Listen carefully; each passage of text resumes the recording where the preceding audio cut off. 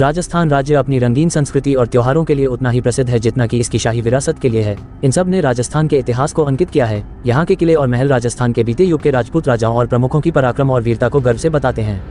राजपूत राजाओं को न केवल उनके साहस और उच्च सम्मान के लिए जाना जाता है, बल्कि उनकी कला और संस्कृति के लिए भी जाना जाता है, जो राजस्थान के शाही युग में कुछ सबसे शानदार और उल्लेखनीय किलों और महलों के निर्माण में दिखाई देता है। यहाँ आज इस वीडियो में आप मध्यकालीन युग में शाही राजस्थान के विभिन्न राज्यों के 5 सबसे प्रसिद्ध शासकों के बारे में जानेंगे, जिन्होंने न केवल अपने शासन के दौरान वीरता और साहस दिखाया, बल्कि आधुनिक युग में भी लोगों को प्रेरणा दी है। आज सबसे पहले पढ़ेंगे शासक हमीरदेव के बारे में। हमीरदेव चौहान 1283 से 1301। हमीरदेव चौहान को हमीरदेव के नाम से भी जाना जाता था।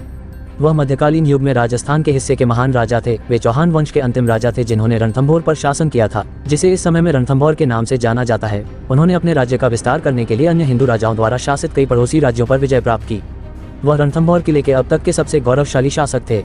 रणथंभौर राष्ट्रीय उद्यान में आज भी यह किला गर्व से खड़ा है और इस पराक्रमी राजा की कहानी बयां कर रहा है। अगले वीर शासक जिनके बारे में हम पढ़ेंगे वो है महाराणा कुंभा। राणा कुंभा 1433 से 1468। राणा कुंभा को हिंदू सुल्तान और अभिनव भट्टाचार्य के रूप में जाना जाता था।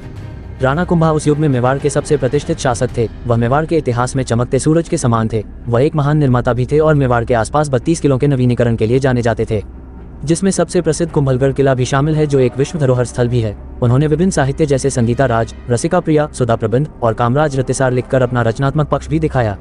अगले शासक है जिनके बारे में हम पढ़ेंगे हेमचंद्र विक्रमादित्य 1501 से 1556। हेमचंद्र विक्रमादित्य, जिसे हेमू के नाम से भी जाना जाता है, आदिल शाह सूरी के हिंदू सेनापति थे। उन्होंने प्रसिद्ध रूप से अफगानों और मुगलों के खिलाफ आदिल शाह के लिए 22 लड़ाइयाँ जीती थी। 1556 में उन्होंने दिल्ली की लड़ाई में अकबर की सेना को हराया और फिर उनका नाम विक्रमादित्य रखा गया। उन्होंने थोड़े समय के लिए उत्तर भारत में हिंदू राज की स्थापना की। वर्ष 1556 में हेमचंद्र मुगलों के खिलाफ पानीपत की दूसरी लड़ाई में मारे गए। आगे हम पढ़ेंगे भारत के महान शासकों के में से एक महाराणा प्रताप के बारे में। महाराणा प्रताप सिंह 1540 से 1597। महाराणा प्रताप सिंह राजस्थान के सबसे शक्तिशाली राज्य मेवाड़ के राजा थे। उन्होंने 1576 में हल्दी घाटी की लड़ाई लड़ी, लेकिन परिणामस्वरूप वह इस युद्ध में हार गए ऐसा कहा जाता है, लेकिन आधुनिक इतिहास यह स्वीकार नहीं करता है। हल्दी घाटी युद्ध के बाद उन्हें जंगल में पड़ा और मेवाड़ के पहाड़ी इलाके से काम करना पड़ा। उन्होंने अकबर के खिलाफ लड़ाई जारी रखी और बाद में अकबर से अपने कई खोए हुए क्षेत्रों को वापस ले लिया। चावन में महाराणा के अंतिम संस्कार के स्थान पर एक क्षत्रिय स्मारक की स्थापना की गई, जो चावन में एक प्रमुख पर्यटक आकर्षण है।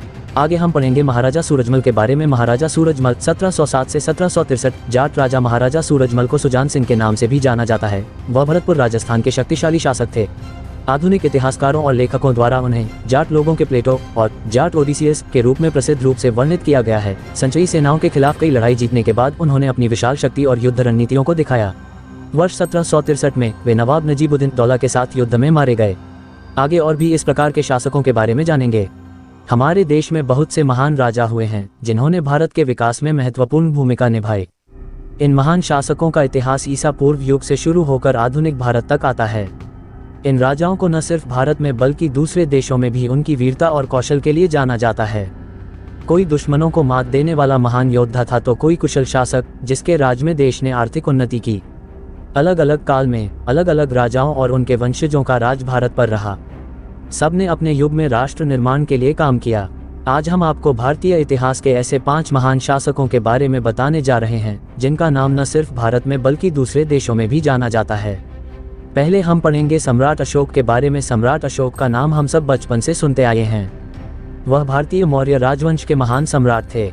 कहा जाता है कि उनका राज्य अफगानिस्तान से लेकर बर्मा तक और कश्मीर से लेकर तमिलनाडु तक फैला हुआ था। उनकी राजधानी पाटलिपुत्र थी। उनका नाम हमेशा से महान राजाओं की सूची में शामिल रहा है। मौर्य वंश के तीसरे शासक अशोक को उनकी कठोरता और दयालुता दोनों के लिए जाना जाता है। इतिहासकारों के मुताबिक अशोक एक महान योद्धा थे और अपने राज्य को बढ़ाने के लिए उन्होंने बहुत से युद्ध किए और जीते। लेकिन कलिंग के युद्ध के बाद उन्होंने बौद्ध धर्म को अपनाते हुए शांति के मार्ग पर चलने का फैसला किया। बौद्ध धर्म को देश दुनिया में फैलाने का श्रेय सम्राट अशोक को ही जाता है। कहते हैं कि समय के साथ अशोक महान सम्राट और विचारक के रूप में उभरे। दिग्विजय की जगह धम्म विजय को अपनाया। उन्होंने आम लोगों का सम्राट बनने पर जोर दिया और इसमें सफल भी रहे। उनके शासनकाल में ही कई प्रमुख विश्वविद्यालयों की स्थापना की गई, जिसमें तक्षशिला और नालंदा विश्वविद्यालय प्रमुख हैं। 3वीं शताब्दी में सम्राट अशोक द्वारा बनाया गया मध्य प्रदेश में सांची का स्तूप आज एक प्रसिद्ध पर्यटक स्थल है। अशोक स्तंभ से लिए गए अशोक चक्र को भारत के राष्ट्रीय ध्वज में स्थान दिया गया है और 4 शेर वाले चिन्ह को राष्ट्रीय चिन्ह का सम्मान दिया गया है। अगले शासक जिनके बारे में पढ़ेंगे वो है सम्राट चंद्रगुप्त मौर्य। इतिहास की चर्चा हो और सम्राट चंद्रगुप्त का नाम न लिया जाए, ऐसा संभव नहीं। मौर्य वंश के संस्थापक चंद्रगुप्त को भारत का पहला सम्राट माना जाता है, जिसने लगभग पूरे भारत में अपना शासन फैलाया। चंद्रगुप्त के जन्म के बारे में कई कहानियां हैं, लेकिन चाणक्य रूपी महान रणनीतिकार को गुरु के रूप में पाने के बाद उन्होंने अपना अभियान शुरू किया। सबसे पहले उन्होंने मगध से नंद वंश को समाप्त कर अपना शासन स्थापित किया और फिर अलग अलग खंडों में विभाजित भारत को अखंड भारत बनाया। इतिहासकारों के मुताबिक चाणक्य को जब यह खबर मिली कि अलेक्जेंडर यानी सिकंदर भारत पर आक्रमण करने की योजना बना रहा है, तब उन्होंने भारत के सभी राज्यों को एक साथ लाने के लिए योग्य राजा की तलाश शुरू कर दी। उनकी यह खोज चंद्रगुप्त पर आकर खत्म हुई। चाणक्य के मार्गदर्शन में ही चंद्रगुप्त ने सिकंदर के सेनापति सेल्यूकस को युद्ध में हराया और उनके साथ संधि की कि वे कभी भारत पर आक्रमण नहीं करेंगे। चंद्रगुप्त ने अपने शासनकाल में न सिर्फ अपने राज्य की सीमाओं को बढ़ाया बल्कि इसकी आर्थिक उन्नति पर भी ध्यान दिया। अगले शासक जिनके बारे में भारत का बच्चा बच्चा जानता है वो है छत्रपति शिवाजी महाराज। इस महान मराठा शासक के बारे में कौन नहीं जानता है। शिवाजी एक तरफ जहां वीर योद्धा थे, वहीं दूसरी ओर बेहद दयालु शासक भी थे। बताया जाता है कि पुणे में जन्मे शिवाजी शाहजी भोसले ने ही मराठा साम्राज्य की नींव रखी थी। बचपन से ही शिवाजी ने युद्ध शिक्षा ली।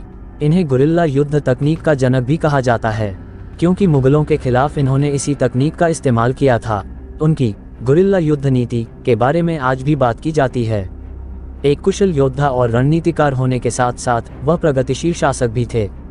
शिवाजी सभी धर्मों का सम्मान करते थे और उनके राज्य में सभी लोग बिना किसी भेदभाव के रहते थे। उनकी सेना में कई मुस्लिम योद्धा बड़े ओहदों पर आसीन थे। शिवाजी ने अपनी अनुशासित सेना एवं सुसंगठित प्रशासनिक इकाइयों की सहायता से एक योग्य एवं प्रगतिशील प्रशासन प्रदान किया। भारत के स्वतंत्रता संग्राम में बहुत से लोगों ने शिवाजी के जीवन चरित्र से प्रेरणा लेकर स्वतंत्रता आंदोलन में अपना तन मन धन न्यौछावर कर दिया था। अगले शासक जिनके बारे में हम पढ़ेंगे वो है सम्राट पृथ्वीराज चौहान। पृथ्वीराज चौहान को भारत का अंतिम हिंदू सम्राट माना जाता है। उन्हें राय पिथौरा के नाम से भी जाना जाता है। अजमेर के साथ साथ दिल्ली के साम्राज्य पर भी राज करने वाले पृथ्वीराज चौहान अपनी युद्ध कुशलता के लिए जाने जाते हैं। अजमेर का शासन उन्हें अपने पिता सोमेश्वर चौहान की मृत्यु के बाद मिला था, लेकिन दिल्ली का उत्तराधिकारी उन्हें उनके नाना और उस समय दिल्ली के शासन अनंतपाल ने घोषित किया। पृथ्वीराज की जीवनी को उनके दोस्त और राज्य के महान कवि चंद्र बरदाई ने पृथ्वीराज रासोप में वर्णित किया है। कहते हैं कि उन्होंने गौर शासक मोहम्मद गौरी को पहली बार युद्ध में हराया था और हर बार जीवनदान दिया, लेकिन दूसरी बार पृथ्वीराज को बंदी बना लिया गया और गौरी ने उनकी आंखें भी निकलवा दी थीं। लेकिन अपने दोस्त चंद्रबरदाई की मदद से उन्होंने खुद प्राण त्यागने से पहले मोहम्मद गौरी को खत्म किया। आज के इस वीडियो में पांचवें शासक जिनके बारे में हम पढ़ेंगे वो है महाराजा रणजीत सिंह। शेर ए पंजाब के नाम से विख्यात महाराजा रणजीत सिंह को सिख साम्राज्य का संस्थापक माना जाता है। बताया जाता है कि उन्होंने ही 19वीं सदी में सिख शासन की शुरुआत की थी। बचपन में चेचक की बीमारी में अपनी एक आंख गंवाने वाले रणजीत सिंह एक कुशल शासक थे। उन्होंने 10 साल की उम्र से ही युद्ध लड़ने शुरू कर दिए थे ताकि अपनी सीमाओं को सुरक्षित रख सकें। उन्होंने पूरे पंजाब को एक किया और सिख राज्य की स्थापना की। महाराजा रणजीत सिंह ने अफगानों के खिलाफ कई लड़ाइयाँ लड़ी और पेशावर समेत पश्तून क्षेत्र पर अधिकार कर लिया। कहते हैं ऐसा पहली बार हुआ था कि पश्तूनों पर किसी गैर मुस्लिम ने राज किया हो। उन्होंने अपनी सेना को लड़ाई की खास तकनीकें जैसे मार्शल आर्ट सिखवाए और सिख खालसा सेना तैयार की। कहा जाता है कि सिंहासन पर बैठने के बाद भी उन्होंने कभी राजमुकुट नहीं पहना, क्योंकि सिख धर्म में भगवान के सामने सबको एक बराबर माना जाता है। सबसे दिलचस्प बात यह है कि दुनिया का नायाब कोहिनूर हीरा कभी महाराज रणजीत सिंह के खजाने का हिस्सा हुआ करता था। लाहौर में अपनी आखिरी सांस लेने वाले इस महान शासक ने अपने जीते जी अंग्रेजों को पंजाब पर कब्जा नहीं करने दिया था। भारत के वीर शासकों की कड़ी में आज हमने 5 शासकों के बारे में पढ़ा। आगे और भी ऐसे ही वीर शासकों के बारे में पढ़ेंगे और उनके इतिहास को जानेंगे। इसी प्रकार की और भी जानकारी पाने के लिए हमारे YouTube चैनल हिंद जी के एग्जाम को सब्सक्राइब, लाइक, शेयर जरूर करें। धन्यवाद।